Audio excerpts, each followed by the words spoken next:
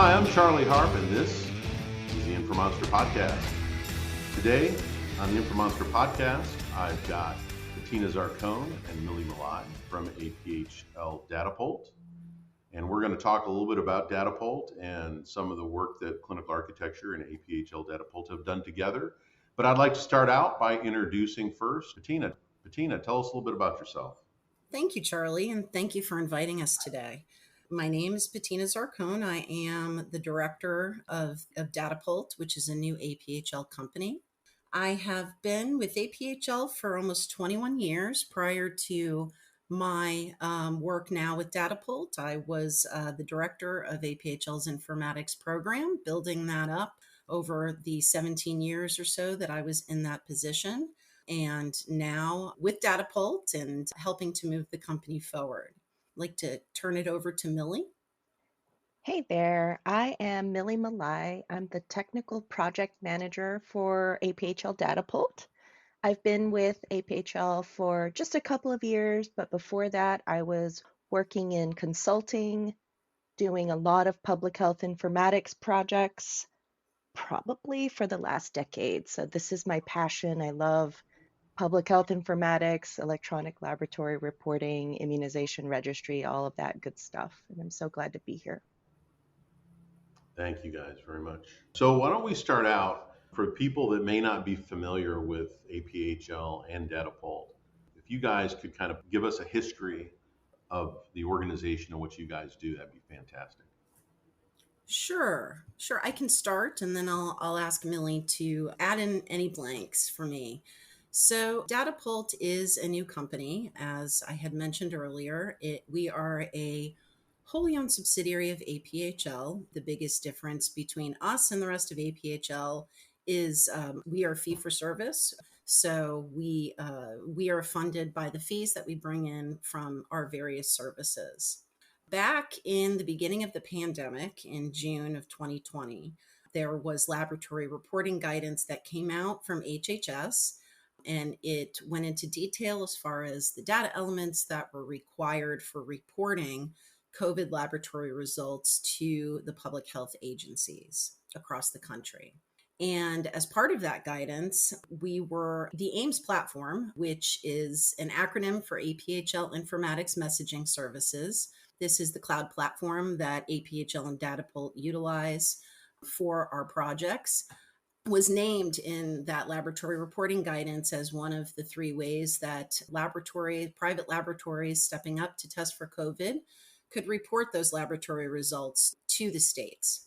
So after we quickly began to realize that we had to set up ourselves for being able to help private laboratories across the country report this critical data to public health. We officially started our business with centralized electronic laboratory reporting for COVID only at the time. And we have since then moved on, which is, I think, what we're going to talk about today with our laboratory reporting services to expand out from COVID only to all of the nationally notifiable diseases. And we do this based on state reporting guidelines. So looking forward to getting into that a little bit more, but wanted to give you a brief history of Datapult and who we are. And I'd like to ask my colleague, Millie, if she wanted to add anything to that. I think what I would add is prior to the pandemic, right? APHL was already thinking about how do we provide more support to public health when there's actually not a lot of funding for these extra projects that we knew were necessary, right? The way that the public health field sort of works is there's a government entity that says these are the priorities that are important to us, or maybe it's a state entity that says these are our priorities, and then funding is available for that. But then it doesn't cover everything. And so I know that before the pandemic, APHL was already thinking about developing a new company or some sort of entity that would fill some of those gaps or bridge some of those gaps. And it just so happened that there was a a lot of thinking that went into what would that business model look like.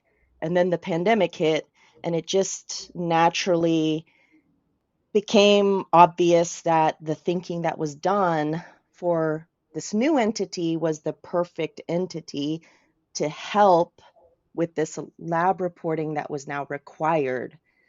But there was actually no funding to stand up the lab reporting. And, I was thinking, what's the word? Serendipitous, that a lot of the thinking and the planning had already started when then an emerging need came up. And so we kind of married the two, right? So would you say that's kind of accurate, Patina? Yes, it is. I think it's interesting that COVID, the pandemic, really, I guess, shone a light on how underfunded public health was. And it did it for a couple of things. It shined a light. I don't know if it's shown or shined. It shined a light on the fact that we weren't investing in public health to the level that we should, and we weren't really, from my perspective, it also did the same thing for data quality, that we weren't collecting data and handling data in a way that allowed us to really leverage it in meaningful ways when it comes to things like surveillance and things like that. So it's one of those things where something good comes out of something bad, and ideally, we will have learned something from this and be better about how we do things. And I think what you guys are doing at Datapult is one of those good things that came out of something terrible that will allow us to be better prepared in the future. Yeah, I definitely agree with you. There were a lot of opinion articles that came out, after the pandemic, like you said, shined that light on the current state of the infrastructure across, what could be done. And like you said, I think public health practitioners and epidemiologists had been saying this stuff for years, but when it's not an emergency, sometimes nothing happens. I mean, it's not like there weren't 12 movies made on the subject, Ha! right? The movies aren't based on reality, right? No, Oh, I'm that's just true. kidding. But, like what COVID, like you said, something good coming out of this tragedy. Uh, the good part, one of the good parts is there's now evidence that the public health community can come up with a uniform set of requirements, right? We had to have that during COVID. That is actually what makes a centralized reporting hub like our service, Expanded ELR, work. We also have evidence now that every public health jurisdiction is capable of receiving an electronic laboratory report, whereas before that, it wasn't always the case. So there are, I don't want to say benefits, but there are enhancements or improvements that we had to quickly help the public health community deploy that is now the foundation for what we can do now. And I don't really see the public health community going backwards to paper or, trying to manage a CSV file, a clunky file. Actually can just move forward. And that's what we're trying to do with the expanded ELR service, which is take the point that we got to with COVID and then advance it forward. Yeah. Absolutely. So we've got this new plumbing that we built because we needed it for COVID, but it just so happens that this same plumbing can be used for anything that we really want to monitor and surveil at scale when it comes to lab data. Yes? Yes, I would say that's definitely the case. I mean, there's only, I think, one big thing that could pull us all backward. And I think you mentioned this earlier, Charlie, but it's the funding. Yeah. Many of our public health laboratories and agencies, the public health system utilizes information systems of various sorts to help them do their work. A lot of these systems have more recently been helping them improve data quality, to both your points earlier, as well as just allows them to help, I guess, augment, if you will, their workforce. If funding were to be pulled or not available to continue to support those systems, then we would be in a difficult place.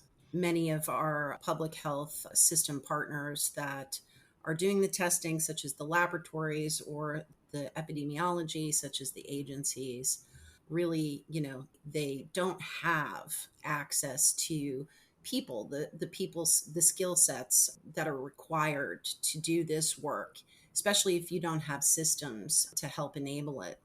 And so we're just really hoping, in kind of the aftermath of the COVID epidemic, that this will continue to be known, to be heard, and these systems will continue to be supported into the future.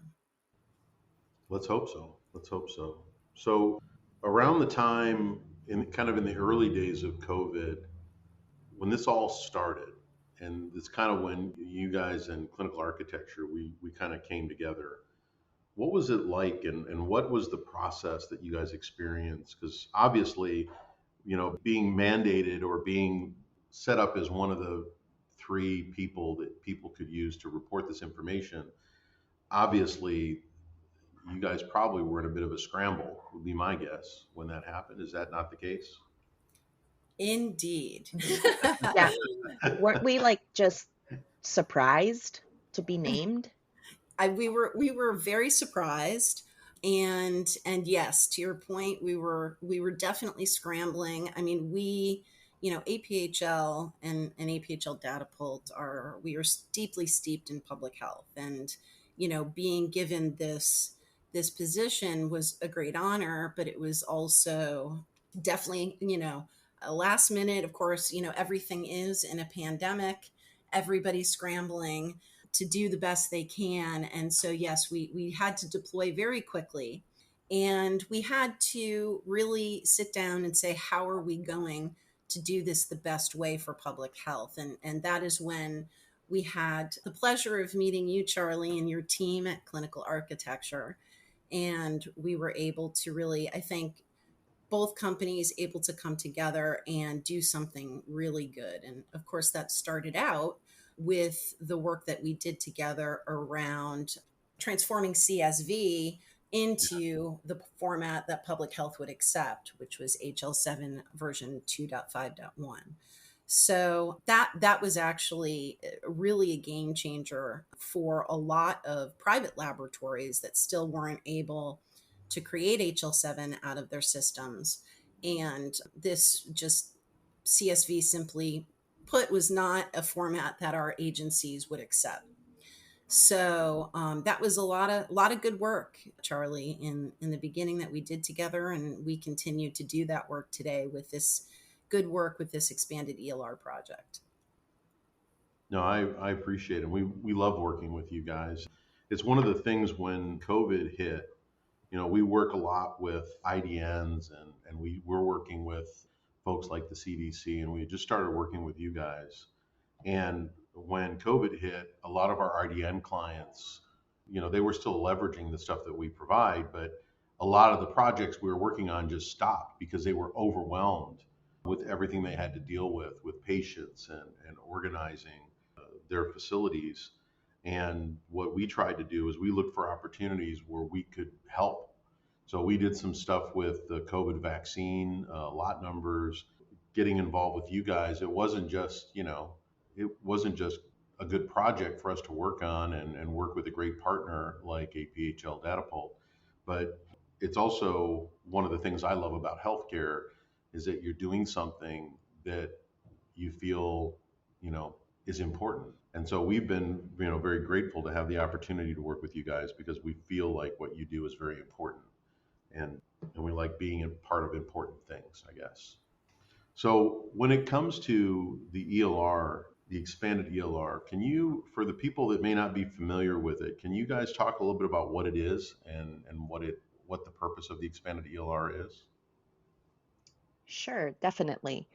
So, like we mentioned before, expanded ELR takes our lab reporting system that we developed for COVID and enhances it and expands it. So every laboratory that does testing predominantly for infectious disease tests, it's likely that it needs to be reported. So in the United States, CDC maintains a list of nationally notifiable diseases, NNDs, and there's approximately 90 plus, about 100 then.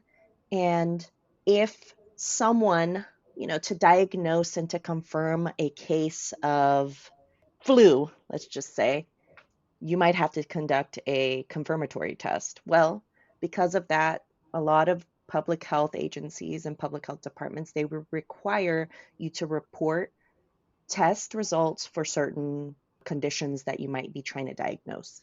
So shorthand, we call that NND ELR, so for electronic laboratory reporting for those tests. And then every jurisdiction has their own flavor of what is reportable. So while CDC might maintain, hey, these are all the nationally notifiable diseases, the reporting that each state or each public health jurisdiction might do to CDC is an anonymized, maybe sometimes aggregate of these were all the positive cases that we had for syphilis, or these are all the positive cases we had for dengue, or whatever the reportable condition is. Mm-hmm. But each state needs that patient level, all of the data for that test. But they all want something a different way. It's not just if you have a positive test result, send it.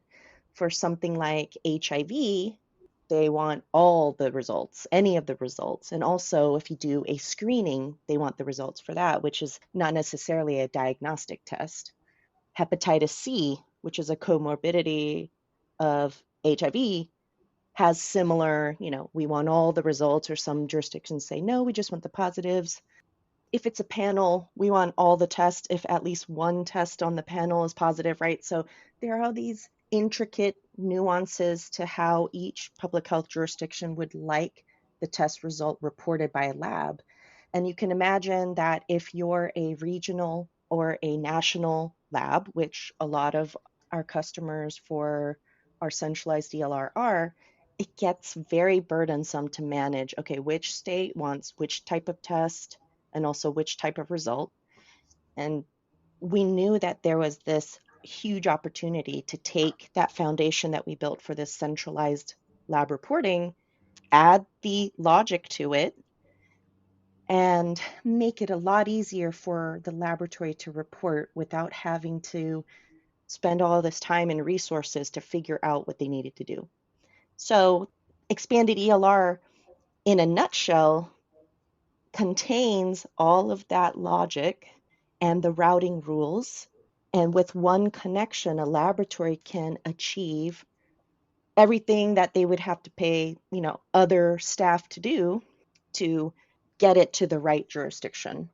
That's the nutshell of it. It's a lot more complicated. And, clinical architecture was just the natural partner for this because of your inferencing suite, I guess you could say. I think it's called the Advanced Clinical Awareness Suite. So it just made sense that you all were already in the terminology space and you had inferencing, and it was a great fit for what we wanted to achieve for public health with our service.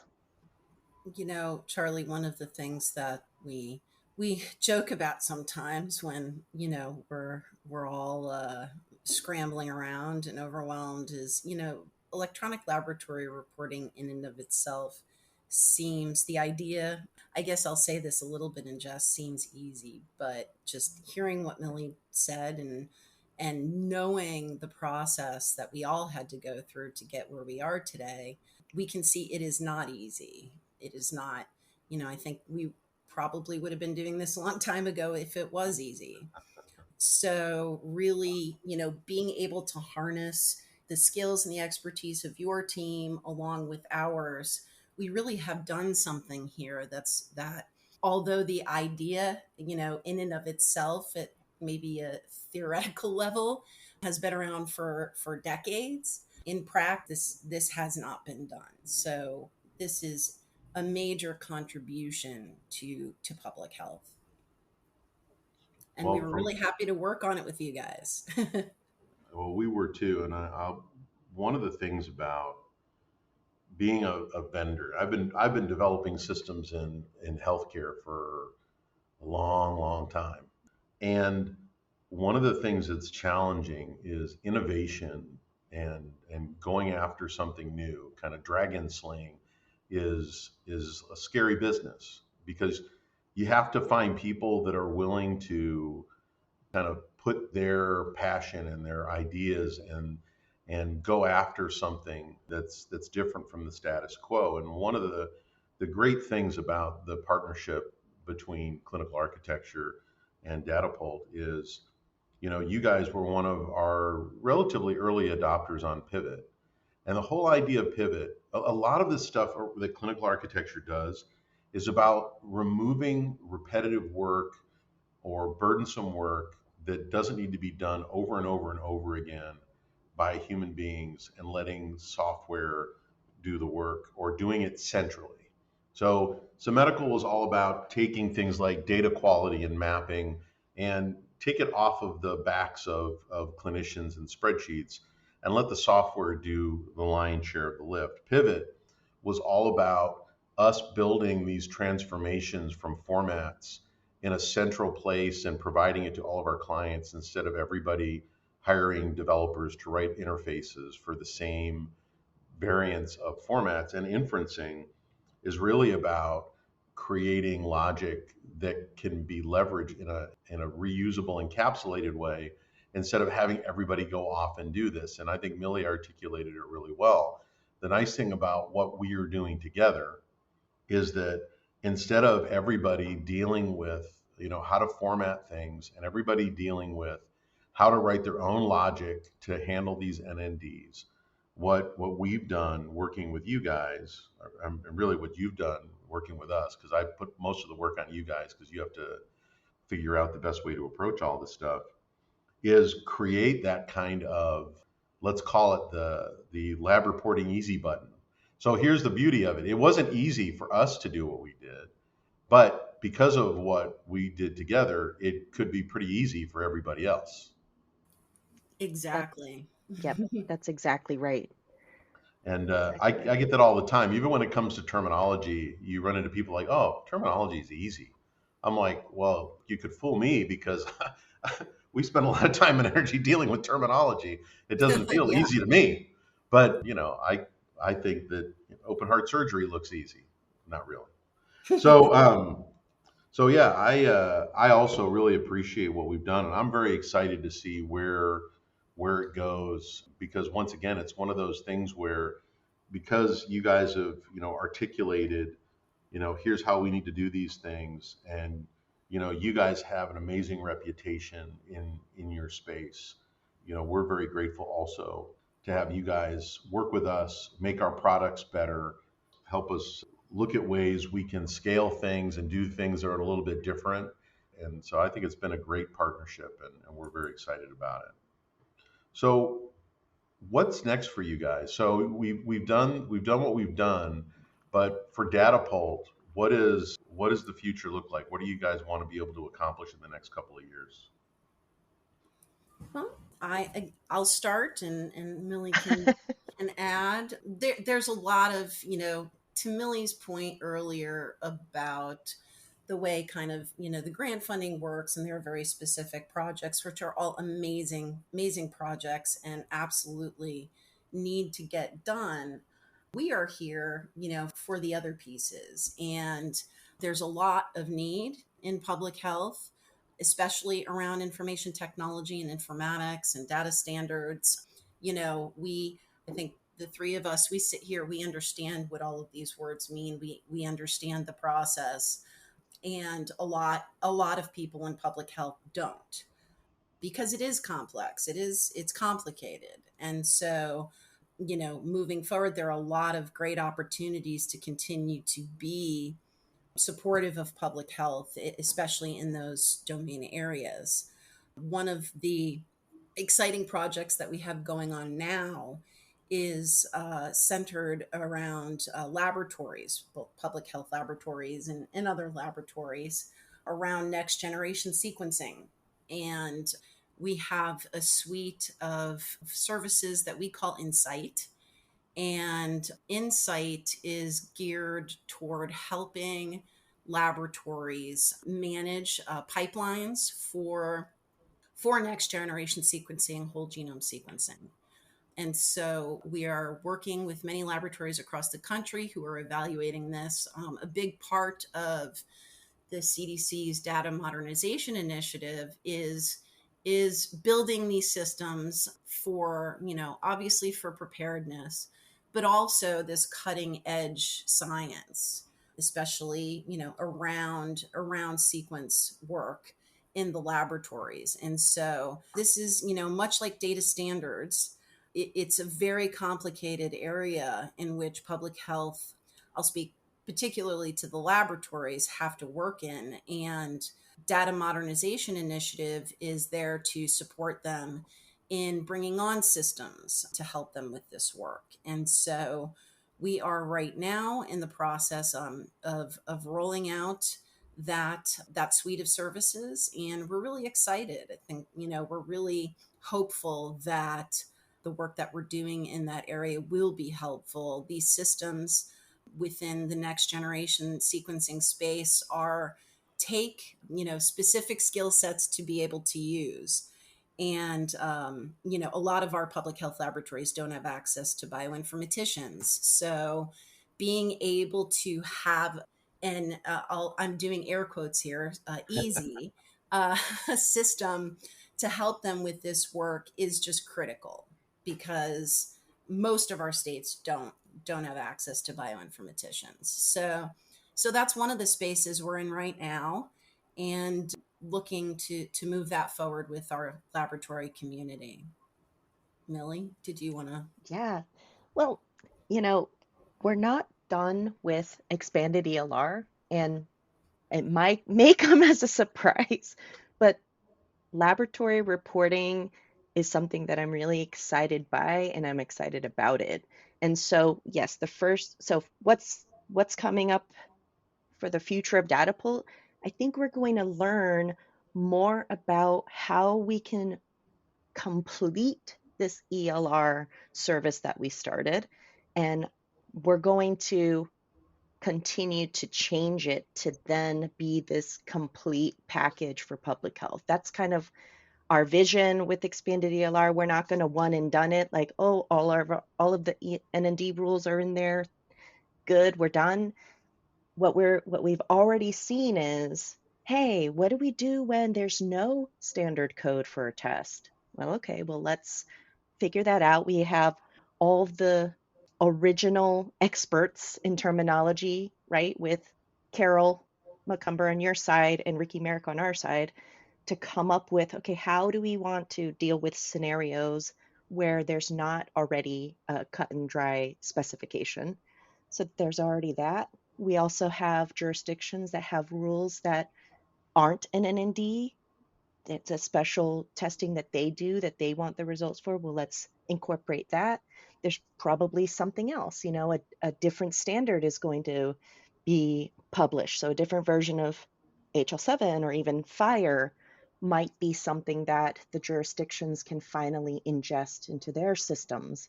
So there's always going to be something to do with expanded ELR, and I think that's going to be one of the priority developments or releases that we'll have to make our service a service that covers whatever is needed for ELR. I could say that. And I also wanted to just mention that I think Charlie, or was it Patina, you mentioned the systems or the goals for DMI, Data Modernization Initiative, are to be responsive during the next emergency. We've seen how when there's an emerging epidemic or a emerging infectious disease, how what we've already set up can pivot very quickly. So when Mpox became an epidemic and public health really needed to get all the test results for anybody that was testing for Mpox or what is it called? Non-variola orthopox, right? They needed a clear view. Well, the laboratories that were sending COVID that could also do mpox testing, they just added it to what we already had set up. And so with expanded ELR, it'll be the same. If an emerging infectious disease comes up, we need to quickly get those results. The laboratories, if they're already connected to us, could just start sending it.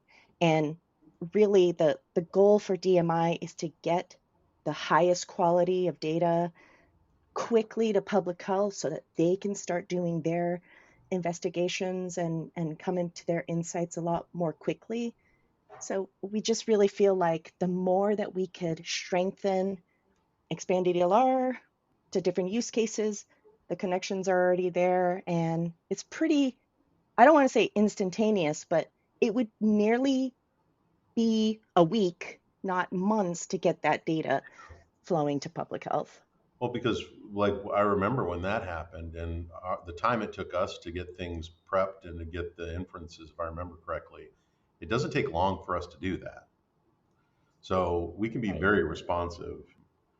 right. One of the things that, so not long after COVID, I think it was in 2020, I spoke at a high tech meeting, a virtual high tech meeting. And one of the things that I brought up, and it was kind of drowned out because everybody was focused on telehealth at the time, but it was this idea that one of the things we were seeing across all of our clients was that there was nobody that was providing guidance on the semantics of COVID testing. So Victor found like 72 ways that people would say positive for COVID. And there were like 15 different ways that people were describing the test for COVID. And what I was kind of saying is it'd be nice if there was an organization that was responsible for saying, hey, we know there's not a standard LOINC code. We know there's not a standard code, but this is what you should call it. Because when we go to map things or go to align things, it's a lot easier if we're taking the same approach and we're using the same semantics, even if we don't have a common LOINC code or something prepped by the standards groups already. I think for you guys are like in a perfect position to do that. And what I would love to do is, let's hope it never happens. But if something like that happens and you guys say, well, for public health, this is what we're going to call it, and clinical architecture could reach out to all of our non-public health clients and say, like an alert, this is what you should call it. When you set up the test in your local test master dictionary, call it this because it'll be easier to recognize. And maybe we could orchestrate something like that. Right. And that's exactly, well, I wouldn't say exactly, but that is how it happened when something new came up. Yeah. The tiny tweak that I would offer is we do the thinking and we say this is what you should call it, but every jurisdiction has to agree to that. 9 times out of 10 they do. But then our job, right, because we're seeing this on a day-to-day basis, is to gain that consensus. So we offer the recommendation based on our expertise and get the consensus from the public health community. But that's how we've been operating with all the different tweaks during COVID, like with school reporting and then over-the-counter reporting. That's how we did it. And I think that's a great way to move forward as well with our organizations, being those experts that offer those recommendations to public health. Absolutely. So one of the things I like to do, and if you guys don't mind, I would like to ask each one of you kind of what got you into health informatics. Like, do you remember the moment that you kind of stepped into this world? I mean, I remember it very clearly for myself, but what was the moment and what was it that got you into health informatics? Did you, when you were 5 years old, you say, someday I want to grow up and do electronic lab reporting? What happened? Not quite. So before my time at APHL, I was actually working at the Massachusetts Department of Public Health within their state public health laboratory. I was there, my tenure at the public health laboratory, during my tenure, I should say, the 9/11, the events of 9/11 occurred. And I am sure as many people do, I remember exactly where I was. I remember seeing, the TV and everything going on, and then just rushing to the laboratory. And it was then that the laboratory started to receive thousands of various household goods for testing for anthrax. Some letters, some things that were legitimate, a lot of things that perhaps weren't, but we were still mandated to test everything at the time. And as you can imagine, that the data coming from the sheer amount of testing that was happening was profound. It was a lot of data. And back in 2001, I certainly, to my knowledge in the public health space, it was probably happening, but I wasn't quite there yet. But data standards were, perhaps just becoming important or beginning to become important. This was, in 2001. So I took on, with a couple of other folks, the responsibility of getting the data from the testing, from the anthrax testing, to in a format that could go up to the governor at the time. And just I remember the days and the nights of, Excel spreadsheets and typing in, making sure various lab results got transcribed correctly, and having to do different reports to report on the status of each of those specimen that came in. And it was sheer madness and overwhelming. And so I had, at that point, talked to the lab director, and we all kind of said as a group, we need to have a better way to do this. Access databases and Excel spreadsheets are great, and this is what we have right now, but there's got to be a better way. And so a group of us got into looking at various systems for the laboratory that could help in the event that ever happened again. And if it could help us at the present time, that was great too. But we all know how long it takes to implement systems. Yeah. So that was really my starting point, Charlie, was at the public health laboratory, being, in the trenches and being someone who had to deal with that data. And prior to that, I was dealing with arbovirus data, getting over to the CDC. So had a very clear picture of how difficult all of that was. And so I wanted to make it better. I wanted to go into a career that really focused on those things. It was overwhelming, but it was exciting and it was fulfilling at the time. So that was my start. That's great. Millie? Yeah. Thank you for this question because I love talking about things that I love. So, I can't remember exactly when, but through my consulting career, I was doing an assessment project of a public health registry, and we were trying to find out what the non-technical barriers were to the data quality. But I think that's during that time, so maybe it was like 2014 or 2015, data quality just made so much sense to me. And in my mind, I thought, I get this. I get why we need data quality. And my personality is I'm a problem solver. So like I'm the type of person, if you tell me your problem, I'll try to fix it for you. So I don't, that's something that I'm sensitive about. But like when the problem statement is, how do we get the best data quality to public health? Well, that just really energizes me. And I think that's during that project, I thought, I want to keep doing this type of work. And back then, we didn't really say the word informatics. I think just in the last 5 or 6, 7 years or so, informatics has been more of a household term. People still get it confused. But when I realized that there was an actual public health master I could get in informatics, I was very excited. So that question of data quality, I feel like it's totally achievable if you get the right people on board or the right organizations on board, and we're heading in that direction. And so, you know, that's what got me into a career in informatics for sure.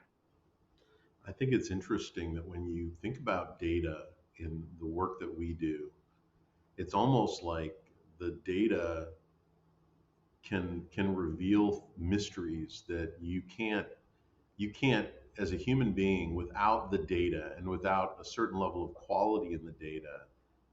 There are things that you can't see. It's like one of those magic eye pictures that if you can get the data right, then you can see things and do things that you may not be able to do otherwise.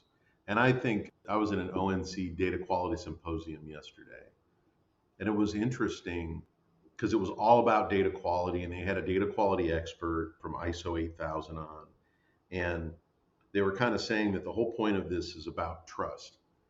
And it's true, data quality is all about trust, but I think that it's interesting how far we've come since 2001, Patina. I think that we kind of beat ourselves up in healthcare because the quality of our data today is not where it needs to be, especially when you consider what we're trying to do with it. And I have concerns about, for example, deploying artificial intelligence and large language models on the data that we have today, because I worry that the data is not good enough for AI to be able to be trusted to do something significant with it. I think that humans still have the ability to say, yeah, that doesn't seem right, even though the data says that, or I don't think this is true. But at the same time, and I'm rambling a little bit, but at the same time, I think that if you look back at 2001 or even 2014, and you talk about where we were and where we are today, I think that we've got a lot more data sharing than we had, than I think we might have expected we would have.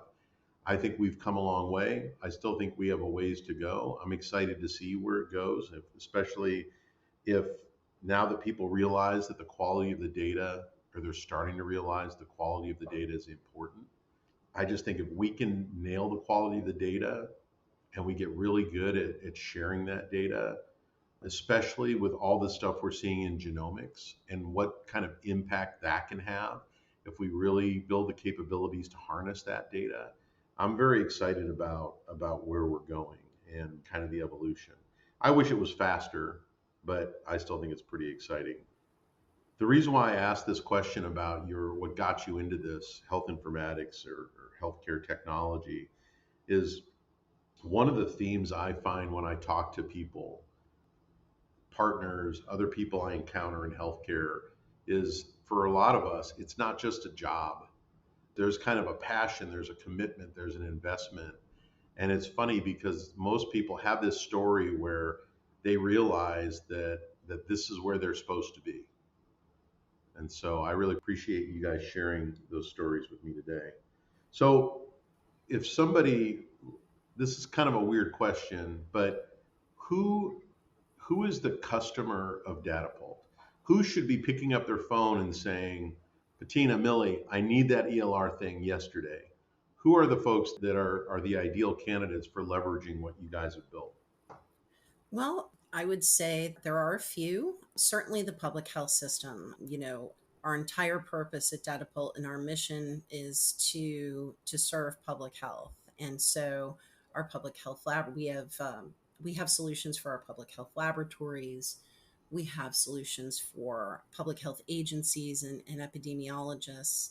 But we also, of course, through the pandemic, worked with many private clinical laboratories. Actually, can't even really say clinical. It was just a myriad of different laboratories. Some of them had never done testing for infectious diseases before, and they just wanted to do the right thing and step up and help augment testing across the nation. So certainly private clinical laboratories, hospital laboratories. It really, we also do a lot of consulting in the public health space. So, we work with any, from the state down to the local level. So I would say primarily that's it. Millie, am I missing anybody? I would take that one level to the next. Hmm. And I think when Charlie was talking about data quality is about trust and sharing, right? I feel like it's our customers really anyone who needs to send data, share data, but needs to do it in a way that's trustworthy and where they can have confidence that it's not going to lose its integrity. Anyone that needs to do that, whether they're just sending it between them and one other organization or they need to deliver it to, public health like we have set up today, those are really the customers of Datapult. So do you need to move your data and do you need to do it with 100% trust? Well, then we could help them. We have a service or we can develop a service that meets their needs. All right. So you heard it, universe. If you need to move your data, if you want to learn more about doing the right thing in public health and you want to work with smart, passionate people, Datapult is there. How would they find you on the internet? What's the easiest way to find you guys? We have a website. What's the URL? Don't make them guess. It's datapultaphl.org. So you spell Datapult like you would catapult, but with a D for data. So datapultaphl.org. Excellent. All right. Well, thank you so much for taking the time to talk to me today. I really enjoyed it. And once again, very grateful to be able to work with you guys as partners. Enjoy it a lot. Anything else you want to add before we conclude? No, just likewise, Charlie. Thank you for having us today. This was a lot of fun, and we appreciate the partnership, and we will continue to do our best for the public health system, and excited to see what the future brings. So thank you. Yeah. Thanks, Charlie. This was really great. Appreciate you. Hey, likewise. All right. Well, I'm Charlie Harp, and this has been the Informonster Podcast with Patina Zarcone and Millie Malai, representing Datapult. Thank you very much, and we'll talk to you next time.